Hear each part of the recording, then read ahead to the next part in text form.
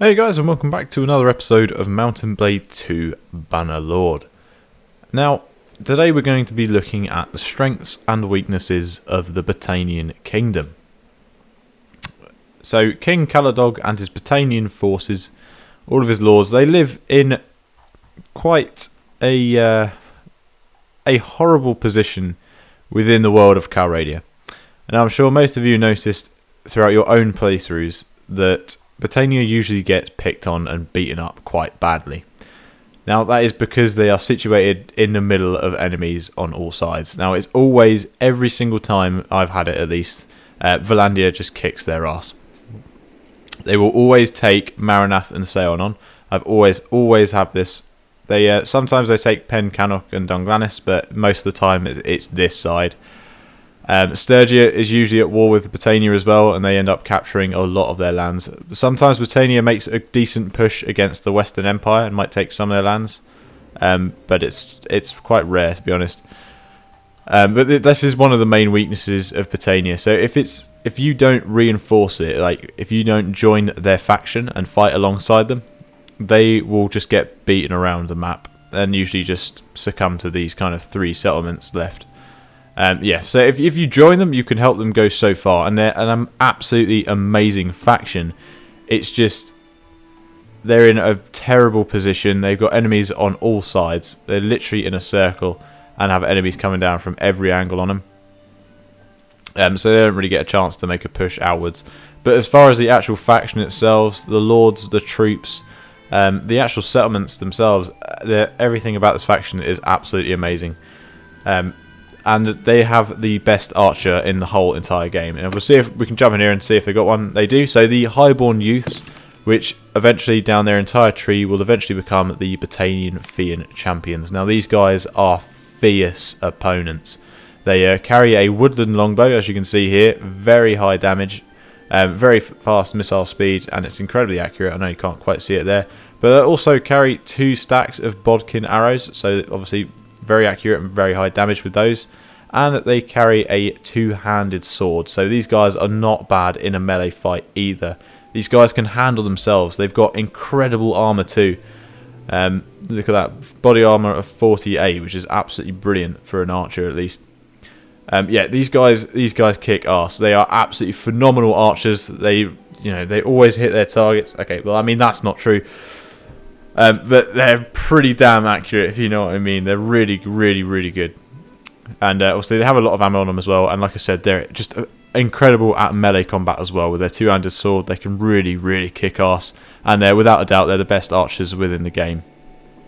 If not the best ranged unit, I'd even argue, to be honest. Their longbow, they've got more or less a similar range to a crossbow, and their damage and their speed, they're just absolutely brilliant troops. You literally cannot get better archers than these guys. They're phenomenal.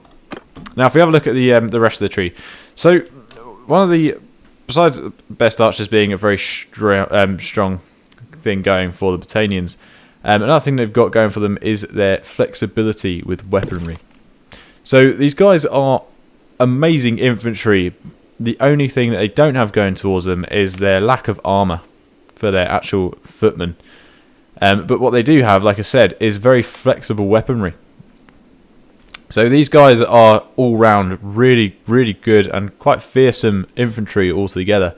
You've got your just standard Swordsman Shieldsman. You work through the Battanian clan warrior. One thing I should mention before we get through is these guys are absolutely amazing at Anti-Cavalry.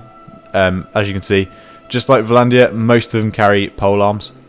Especially when you get down to the Folksmen, their specialty is killing cavalry. They have this amazingly long pike thing. It doesn't quite show it there, but it's absolutely amazing. It's brilliant.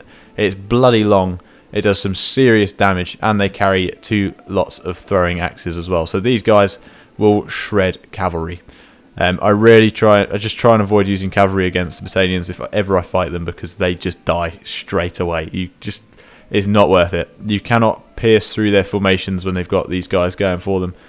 Most of their units, if not all of their units, have javelins. So we'll have a look through here.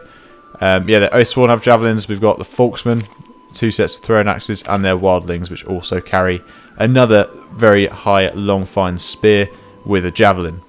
So, and I mean these guys as well, another spear. So all of their infantry Battanian Folksmen, so they've just got a one-handed sword. In fact, that's probably the only unit. Okay, and these guys, so there's only these 2 units, I think, that don't carry some kind of spear. But he's got a giant axe. Sorry, these 2 units. And I think he's got an axe as well. Doesn't quite show how long it is, but I'm pretty sure these guys do quite a bit of damage. And they've got harpoons as well, so they've got javelins as well. So they're still good at anti-cavalry either way. I didn't realise that these guys only had the 1 sword, so Battanian Folksmen aren't that good. But once you get them up to a veteran Folksman, they can really start kicking ass. As far as cavalry, these guys obviously don't have the best cavalry in the world, but they're still pretty damn good.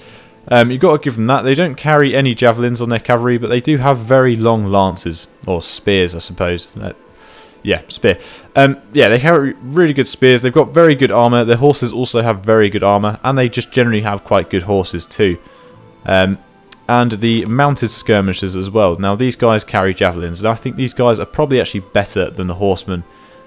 Because they carry their javelins. They have about the same weaponry without the spear, but they can get real up close to the enemy, do a lot of damage, probably better with their sword and shield with the than the Battanian horsemen with their spears, but it's their javelins that make these guys so good. You get a little group of Battanian mounted skirmishers together, you can send them round to flank the enemy, and they can get so many kills in just one quick volley of javelins. Same if they're going up against enemy cavalry, these guys just shred them. They're absolutely brilliant. But yeah, so these guys are just fantastic at anti-cavalry. Just like the Vlandians as well, they're quite good in sieges, especially siege defense with these guys and their Battanian Oathsworn. These guys are pretty damn good. They're not as good as legionaries, but they're still pretty good. They're obviously very flexible with a lot of different kinds of weaponry. They've got their broadsword, hooked spear, javelins, and we've got some two-handed guys in here as well, which a lot of factions don't really put much of an emphasis on, whereas these guys, if you do any tournaments in Battania, you usually find that most of the weapons they use are two-handed. So these guys are quite focused on their two-handed weapons and polearms. I think even their Battanian volunteers use sledgehammers as well, so they're very much focused on it. Who have we not looked at? So the Battanian wildlings, again, these guys carry javelins, long spear. They're not too dissimilar from the Oathsworn, to be honest. They are very, very alike in many ways. I'd say the Oathsworn probably have heavier armour, where you've got 53 there. No, they're about the same, actually, I think. In fact, are they? Yeah, they're about the same. I think these guys are actually faster, though. And they have more of a focus, so they've got an axe. I think because they're wildlings, their job is to be a skirmisher, so they run and use their javelins more so. Their javelins are definitely better, but honestly, they're about the same, to be honest. There's not much difference between them. Yeah, these guys have an axe. But like I said, that's kind of like the flexible weaponry being shown there. So you've got your infantry with sword, shield, spear, javelin, and then you've got your Battanian wildlings who are just as good as the top tier infantry. So you have two choices, but these guys carry a giant axe, a giant spear, a shield, and javelins. And then obviously you've got your pikemen, your folksmen, and just all round very, very good, well-trained infantry. And as you can see on the main troop tree, there's not actually any ranged, because most of these guys carry javelins. But the reason there's no ranged is because they have the best archer in the game. That's why you can't get them. But that is also, as much as it is a strength, it is also a downfall. Now, generally I find it quite easy to find the highborn archers, and you'll spot them very easily when you're in recruitment, because they'll always be the only archers you can get. So if you ever see any archers, it is the noble troop of Battania, and they are definitely worth getting. But obviously you might have to improve a lot of relationships with people before you get them. So they're not the easiest to get, but they are bloody good. But that is probably a strength and a weakness of Battania, is the fact that they don't really have any range that you can get easily. It's quite a bit of a work to get them. But what you do have working for you in ranged is the fact that most of them carry javelins. But obviously that's a lot shorter range.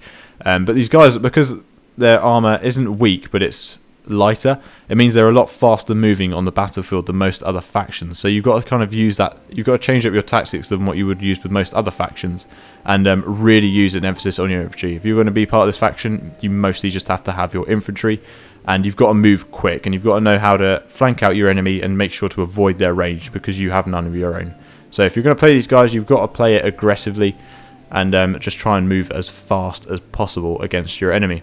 But if these guys get into close quarter combat, you should come away quite victorious. They're absolutely fantastic in melee combat. Very, very formidable. So yeah, moving along. I think that's the major points that we can cover there about the infantry of the Battanians. Like I said, biggest weakness easily is their strategic location. It's awful. They get absolutely annihilated. I think this is something that they are looking at changing and making it so wars with Battania aren't so frequent, because they do usually just get dominated very quickly and early on. But like I said, if you join them, it's a brilliant faction to go ahead with, and you can really start pushing their borders quite quickly just using their troops. So yeah, they're absolutely fantastic in that. And also, I think it has changed now, but a very good place to trade in as well. If you get your workshops built up in Battania, in certain settlements, obviously not the ones that usually get taken over, but you can get things like pottery shops here, and they generally do yield quite a fair bit of money every day, to be honest. Usually within 200 to 300. Not the best, but pretty damn good. And there's a lot of other things you can get here as well that work quite well. But yeah, that's probably another strength is if you are looking for recruiting troops, their villages are very tightly packed together. As you can see, 1, 2, 3, 4, 5, and then you've got your 2 towns. So if you'd just been defeated, or if you needed more troops, you could literally just very, very quickly and briefly just head across here and then head down, and that's what, 7 places visited straight away. And then you just got to go over here, and they're very tightly packed together, very nice and easy to get to. Unlike somewhere, I mean, there's not much of a difference in it, but you've got your 3 here and then 1 here, and they're just a little bit more sparse, a little bit more time consuming to get to. Whereas here, yeah, they're right next to each other, very tightly packed, so very easy to get new recruits, new infantry together, especially if you own one of these places and you want to boost the garrison. You do not have to travel far to get those men at all. So that's also a very nice benefit of theirs. But yeah, one thing I would suggest, if you do play with Battania and you want to use them, then you should focus on taking out Valandia first, because if you can secure one side, then this faction is unstoppable. If you can just secure a flank for this faction, they will take the map easily done, because their troops are just so good, but they just can't handle being at wars with so many other factions. Most of their lords fight on foot as well, as you'll see as they move around the map. You'll see them on here. And most of them will be walking, not on horseback as well, because a lot of their, well, if not all of their lords actually do fight on horseback. This does make them a little bit slower than most other factions on the field, because they're very much more footman based, so they will move a hell of a lot slower. I'll see if we can find, yep, there's one up there, I don't know if you saw it. Batrin, he is, yeah, walking on foot, there we go. So like I said, they're a little bit slower on the field, and this does end up in them getting caught out quite a lot. With other factions, especially when armies start coming down, because the enemy armies can even be faster than the single parties running around. That does happen quite a lot. Actually, I think they're under siege by Sturgia as well, so they're being attacked from both ends. It's really not going well for them. And the Western Empire's at war with them. Never would have guessed. But yeah, so I think that's most of the strengths and weaknesses for this faction, really. I don't think there's much else I can cover for these guys. Yeah, I think that is everything, really. So like I said, what they are best at is their archers. Absolutely phenomenal archers. The infantry are very good, and infantry are absolutely brilliant at anti-cavalry. One place where they fall down is their lack of options for ranged. Obviously, when you do get them, absolutely brilliant, but they are a little bit harder to get. And their cavalry, not the best in the game. It really isn't. Their horsemen aren't worth it, but their mounted skirmishers do bring it back up just a little bit, because they are quite good horsemen. Very, very, very good with their javelins. But there are definitely better cavalry that you can get, and if you can pop over to Valandia, you can get some very good heavy cavalry for yourself as well. But you'll probably be at war with them if you join in Battania, so I wouldn't risk it too much. But otherwise, guys, yeah, I hope you enjoyed this. I hope this has answered some of your questions about Battania, or given you some ideas about them. And if you're thinking of doing a playthrough of them, I hope this helps a little bit. Let me know what you think, and let me know if you agree or disagree with anything I've said in there. And yeah, if you've got any comments or suggestions, tips, anything like that, make sure to leave them down in the comments below. And make sure also to go and join the Discord. The link is in the description down below. And yeah, I'll see you in the next episode, guys. Oh yeah, make sure you subscribe as well if you haven't already. Just supports the channel out massively and keeps you up to date with all the content. I'm sorry I have to say it. But yeah, guys, I'll see you in the next episode. Have a good one. Goodbye.